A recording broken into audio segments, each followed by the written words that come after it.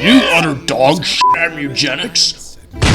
I know how it feels. Sometimes this game is just completely unfair and makes me very mad. But do I have the resource for you? Here are a multitude of tips and tricks that will make Mewgenics simply a breeze, so that you can get to the end of the game without losing a single one of your cats. One of the possible names you can get for a male cat in the game is Giles. While it may seem unassuming at first, it actually has a special case where it can be used. If you take a cat named Giles to the Boneyard, which is the third chapter in Act 1, and enter the Dimmock fight, your Giles will attain a special ability named Press. If it is used, it crushes Giles with a massive rock. As a reference to the Salem witch trials. This does not down your cat, but instead kills it, so you cannot bring it back to your house. Soy milk is an item in Mewgenics that allows you to attack 2 more times than usual, but all your attacks do only 1 damage. If you have soy milk but you have no cat that you want to put it on, don't fear. In some cases, you may have a collarless ability named Throw Away, which allows you to throw any trinket at an enemy which can do damage, but some trinkets have special effects. Soy milk, for instance, gives any enemy or boss a soy rage effect, which allows them to take 2 extra turns but makes their attacks only do 1 damage. It was also planned to give them particular sound bites when affected by soy rage, but it was eventually scrapped. There are still vestiges of this gimmick in the code with voice lines such as, "You're lucky my spouse's partner isn't here to pummel you."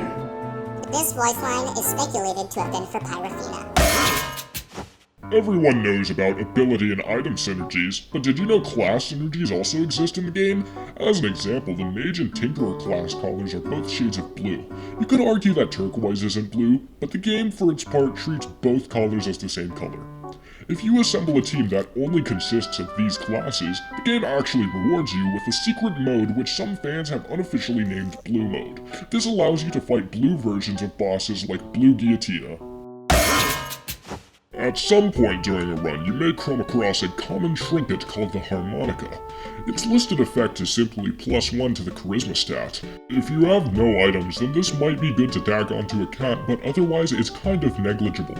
However, what most players will not realize is that this trinket harbors one of the most brutishly sad interactions in the game.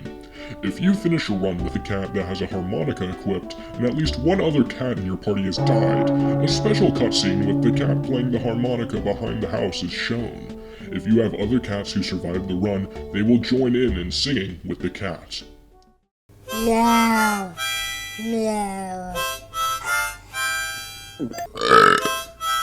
This little elegy has been said to be the saddest point in the entire game, and I've gotta admit, even commenting on this is making me tear up a little. You may have noticed that special strays can come to your house, with some notable exceptions being Edmund McMillan and Tiger Hell. If you bring these cats on an adventure with you and they're the first ones to be downed, all other cats will gain all stats up.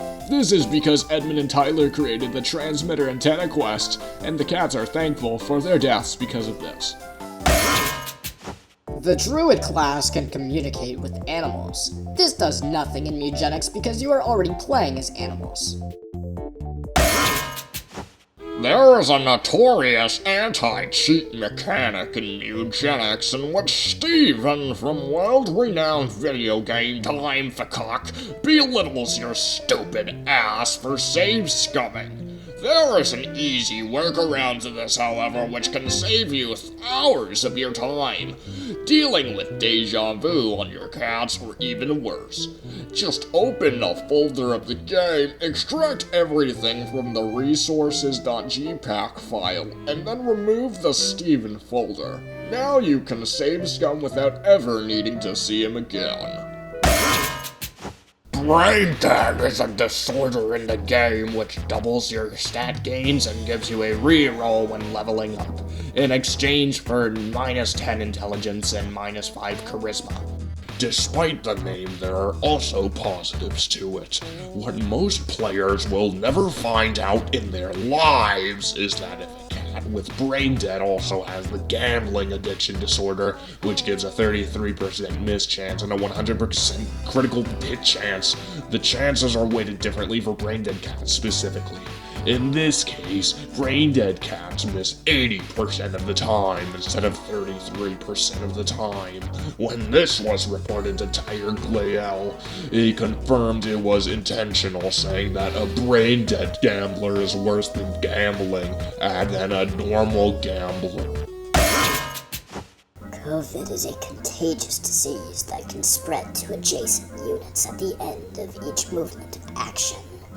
If you're fighting a boss that uses minions like Rocky Bobo with his flunkies, there's a decent chance that by the end of the fight, most of the minions will have COVID too. This is bad for the flunkies since they will be sick. Their vegan disorder prevents your cats from eating meat-based consumables like rotisserie chicken. This is mostly a nuisance. What it does not do, despite popular belief, is prevent your cat from using the cookbook trinket to convert corpses into meat pickups.